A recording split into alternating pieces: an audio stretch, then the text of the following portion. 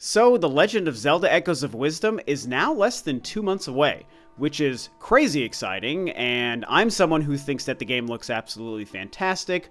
Of course, in the early days after the trailer was first revealed in the most recent Nintendo Direct, it was quite divisive amongst a lot of people, and maybe wasn't the Zelda-focused game a lot of people pictured in their heads, and they weren't sure about the art style, copying the Link's Awakening kind of remake engine, and not using traditional gameplay with a sword and shield. Some people just didn't even want to play as Zelda at all, and all of these things. But I discussed it in my own video in that first week covering the game that, I understood it to a small degree, but very quickly I got over those concerns and just became extremely excited. And over the weeks since that's happened, I'm now very, very excited. Which brings us to today, where we had a random, very cool surprise from Nintendo when they decided to upload a brand new 5.5-minute deep dive trailer for the game to YouTube. The focus of this trailer is the concept of traversing Hyrule, and what it's going to look like and feel like and play like to traverse this version of Hyrule in Echoes of Wisdom, get an idea of the different locations, introduced to some new gameplay mechanics, the ability to have a horse and ride around, and even a couple of horses, actually. We see at least 2 different horses that I can remember from looking at the trailer. So they're showing us new gameplay, they're showing us new locations, they're reintroducing us to this concept of the top-down Zelda game, and the fact that we're now playing as Zelda instead of Link, and we're focusing on the Tri-Rod mechanic and all of these other new gameplay abilities that they introduce. And I mean, look, I just think across the board, it looks fantastic. I'm really excited for a new way to play a Zelda game and to live in the world and in the space of the Legend of Zelda universe.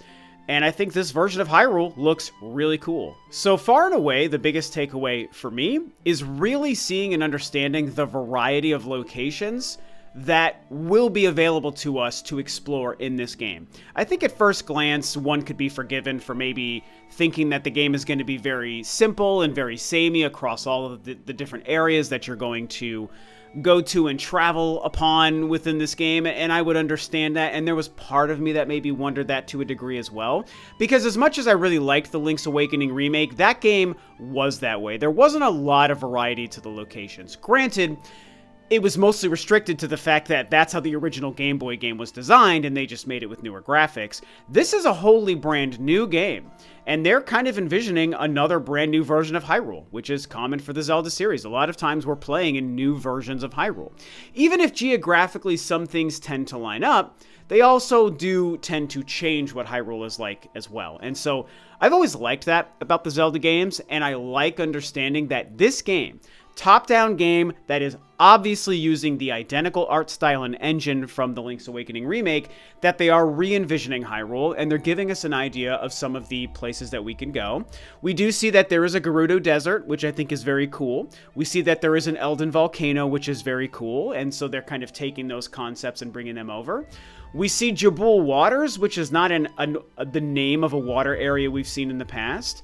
And probably the most exciting thing for me is what's called the Faron Wetlands. I am so jazzed for everything I see from the Faron Wetlands, because I think we're seeing a lot of variety in terms of what it looks and feels like. I think my favorite thing is that it's not just a blanket standard sunny day look.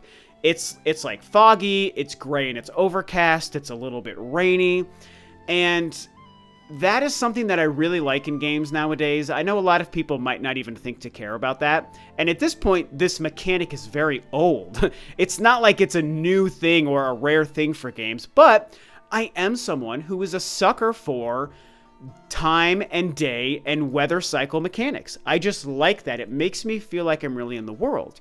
And again, as much as I really liked Link's Awakening, I think that they missed an opportunity to add in a day and night cycle and a weather cycle into that game. It was just always a bright sunny day, except for when you went into caves or, I don't remember the name of the forest. Is it the Lost Woods? Was it called the Lost Woods in that game?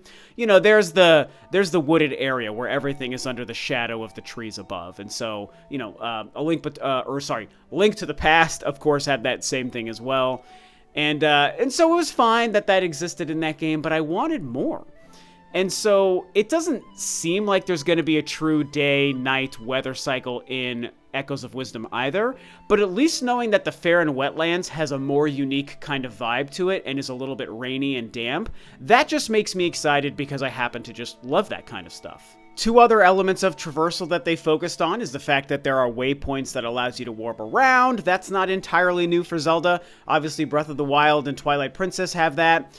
You could play, was it the Gale of Winds?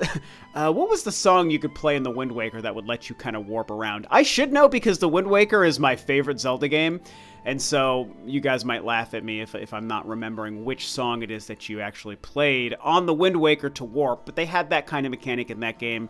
A Link Between Worlds, which I've recently been revisiting a little on my spare time, has that as well, by going to the weather mains and you ring the bell or whatever, and then a little bird, or no, the witch lady comes and like flies you around to some other kind of waypoint. And so they have a similar kind of concept in Echoes of Wisdom, which is very cool. Being able to fast travel is very important in open world kind of games nowadays. And the other cool thing that I don't think any of us saw coming in this specific Zelda game is that they introduced horses. You can get a variety of horses in this game to ride around, to move faster, to jump over things. And it's very simple. It's not a revolutionary mechanic to any kind of game, let alone Zelda. But to see it in this game was a surprise, and to me, it is super cool. So I'm really glad to see that you can collect a variety of horses, just like in Breath of the Wild, and run across this game on a horse. Outside of touching on how side quests are going to work in this game and the fact that Zelda can get different kinds of outfits, which is certainly neat. I think I'll probably try to, change her general look in this game. We're also introduced to a really fascinating new mechanic. We already know the Tri-Rod is built on the idea of creating echoes of items and monsters and creatures in the world, and that's how you solve puzzles. That's how you reach different areas and kind of platform, I guess you would say, kind of platform yourself through Hyrule in this game is by relying on the echo mechanic. But they also introduce us to the bind ability. And this is fascinating to me because I think that this is going to introduce a whole new way to solve puzzles and to gain new items and to just, again, travel through Hyrule and go on your adventure in this game. It actually kind of reminds me in a way. It's obviously a very different ability, so don't overthink this when I say it. But it reminds me of how A Link Between Worlds introduced the kind of painting mechanic where Link would turn himself into a flat 2D painting on a wall and could then walk along the wall and go across long chasms and cliffs and through cracks in the walls and all of this cool stuff that totally changed the way you solved dungeons and puzzles and just made your way through that world. It was so brilliant in that game. And I think that Bind is maybe Echoes of Wisdom's version of that concept, right? Even though it's not the same as turning into a painting, it's something that I think, in my brain, I kind of categorize it in that same sort of umbrella. But they even take it one step further and they introduce us to, I think they called it reverse bond. So there's bind and then reverse bond. And that reverse bond, or reverse bind, whatever it is, instead of you attaching yourself to another item or creature, it's actually the creature that's attaching itself to you, and so as that thing maybe moves around, it's going to bring you with it. And they show some really brilliant examples, like like you're attached to a spider, and if the spider crawls up a wall, you go up a wall with it. And if you attach yourself to a bird, whatever that bird's flying pattern is, you're going to be flying an air along with that bird. So if you're maybe somewhere on like the ground and you can see you want to get up above, to a cliff above you, but there's no direct way to it. If there's a bird flying around that maybe happens to have a flying pattern that will go up over that ridge, you can attach yourself to the bird and just let go once it travels up that high to where you need to get to. And I just think it's so brilliant. They're literally doing A Link Between Worlds, but like times 10, in my opinion. And so I think that the bind and the reverse bind thing, it just looks so freaking fun. And so at the end of the day, going back to my first video covering this game in week 1, is there that small part of me that still thinks it would have been cool to be a more warrior version of Zelda who does have a sword and a bow and arrow and all sorts of cool weapons, maybe things we've never seen before in Zelda, and she has a different fighting style, but she's just in general running through just kicking ass and taking names. Yeah, there's a version of me that wants to see that, of course, but all things considered, and especially after this brand new Traversing Hyrule trailer, I'm just so pumped for this game. And I can't help but really appreciate that they didn't take the easy route and just give Zelda a sword and say, oh, it's the same as every other Zelda game except you're Zelda instead of Link, but it's otherwise identical. I like the fact that they're taking a unique approach and making it a little bit more thoughtful and a little bit more puzzle-oriented. More than Zelda already is puzzle-oriented, by the way. It's like they're taking that to a new level in this game. And, you know, the one thing I want to say, I hate to end on a negative, but I do want to bring up one kind of unfortunate thing that I've noticed in both trailers we've seen. And it's the fact that, again, we know that this is using the same engine as the Link's Awakening remake. And if we all remember one of the few big critiques from the Link's Awakening remake, it's that it was a weirdly unstable engine, and it was not a consistent frame rate. It chugged a lot in very weird ways and for very weird reasons, given how overall simplistic it was. Even though it's beautiful, it was still very simplistic. And in both of these trailers, for Echoes of Wisdom, I've noticed those frame rate stutters.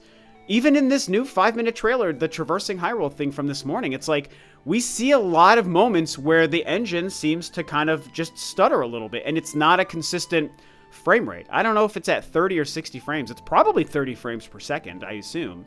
And it's like it can't even hit that. It does stutter a little bit. Like, nothing game-breaking. And again, I loved the Link's Awakening remake, so it's not like it ruined that game for me.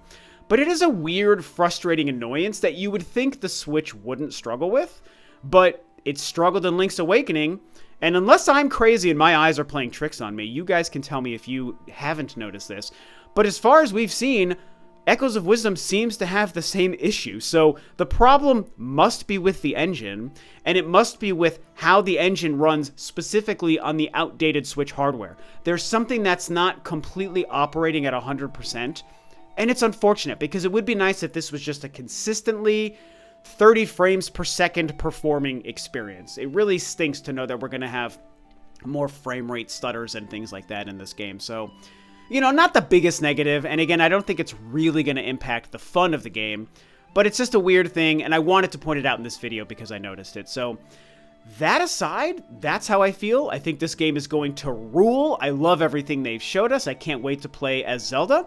And so for now, that's about it.